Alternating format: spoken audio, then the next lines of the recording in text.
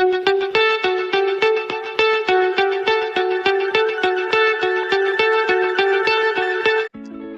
అండి, welcome to tasty vibe. ఇవాళ మనం చేసుకోబోతున్న టేస్టీ రెసిపీ వచ్చేసి కాల్చిన వంకాయ గుజ్జుతో కూర చేసుకుంటున్నామండి. ఇది చాలా టేస్టీగా ఉంటుందండి. ఒకసారి తప్పకుండా ట్రై చేయండి. ఇప్పుడు దీనికి కావాల్సిన ఇంగ్రీడియంట్స్ ఏంటో చూసేద్దాం. ముందుగా కొత్తిమీర, కరివేపాకు, ఉల్లిపాయలు, పచ్చిమిర్చి, టమాటోస్ తీసుకొని పెట్టుకోండి. ఆనియన్స్, కొత్తిమీర, కరివేపాకు కట్ చేసి పెట్టుకోవాలి.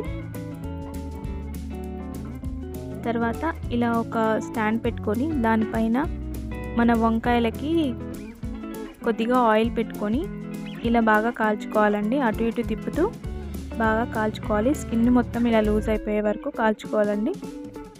చూడండి, ఇలా స్కిన్ మొత్తం దగ్గరకు వచ్చేసింది కదా. ఇలా ఉన్నదాన్ని వాటర్లో వేసుకోవాలండి. కాసేపు చల్లారాలి.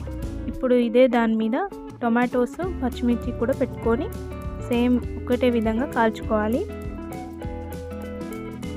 చూడండి, ఇప్పుడు ఇవన్నీ ఇలా చల్లనీళ్ళలో వేసుకొని కొద్దిగా చల్లారిన తర్వాత చేయితో ఇలా పీల్ ఆఫ్ చేసుకోవాలి.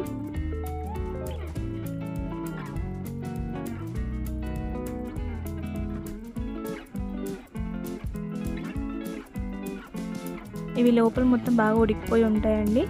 ఇలా మొత్తం పైన స్కిన్ మొత్తం తీసేసుకోవాలి. స్కిన్ తీసుకున్న తర్వాత మళ్ళీ ఫ్రెష్ వాటర్తో బాగా కడుక్కోవాలండి. ఇలా ఫ్రెష్గా తీసుకున్న వాటిని ఒక గిన్నెలో వేసి మొత్తం చేయితో ఇలా మ్యాష్ చేసుకోవాలి.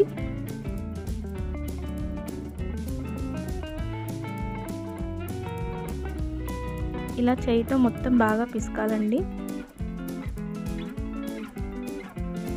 చూడండి, ఇప్పుడు మొత్తం ఇలా గుజ్జులాగా రెడీ అయిపోయింది కదా మనకి. ఇప్పుడు దీంట్లోకి కొన్ని కట్ చేసుకున్న ఆనియన్స్ని యాడ్ చేద్దాం. అలాగే కొత్తిమీర, కరివేపాకు కూడా యాడ్ చేసుకోండి.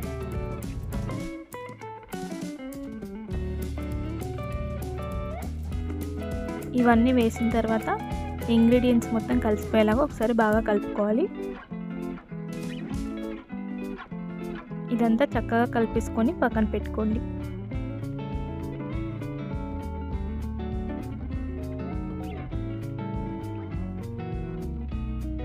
ఇప్పుడు దీనికి పోపు పెట్టుకోవడానికి ముందుగా ఒక కడాయి పెట్టుకొని దాంట్లోకి కొద్దిగా ఆయిల్ తీసుకుందామండి.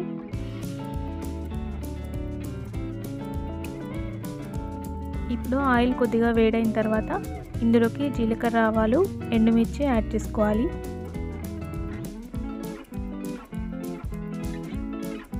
ఇవి కొద్దిగా వేగిన తర్వాత ఇందులోకి కొన్ని ఉల్లిపాయలు, కొంచెం కొత్తిమీర కూడా యాడ్ చేసుకొని ఇవన్నీ బాగా వేగేదాకా వేయించుకోవాలి. ఇలా వేగుతున్నప్పుడే ఇందులోకి రుచికి సరిపడా సాల్ట్ యాడ్ చేసుకోవాలి.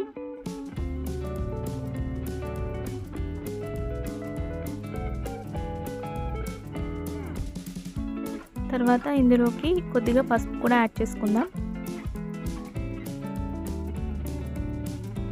దీంట్లో మనం పచ్చిమిర్చి వేసాం కదండి, ఇందులోకి కారం కొద్దిగా తగ్గించి వేసుకోవాలి.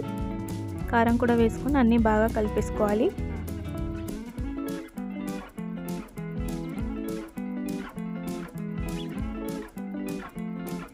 చూడండి, ఇవి మొత్తం బాగా వేగిపోయేదాకా వేయించుకోవాలండి. ఈ పోపు మొత్తం బాగా వేగిపోయింది కదా. ఇప్పుడు ఇందులోకి మనం ముందుగా ప్రిపేర్ చేసి పెట్టుకున్న గుజ్జుని యాడ్ చేసుకుందాం. ఈ పదార్థాలు మొత్తం ఈ వంకాయ గుజ్జుతో కలిసిపోయేలాగా కలుపుకోవాలండి.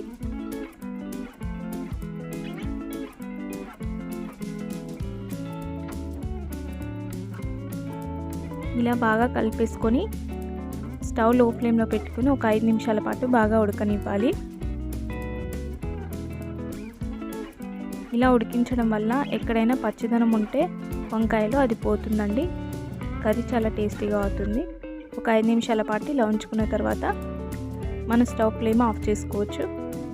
అంతే అండి, ఎంతో రుచికరమైన కాల్చిన వంకాయ గుజ్జు కూర రెడీ అయిపోయింది.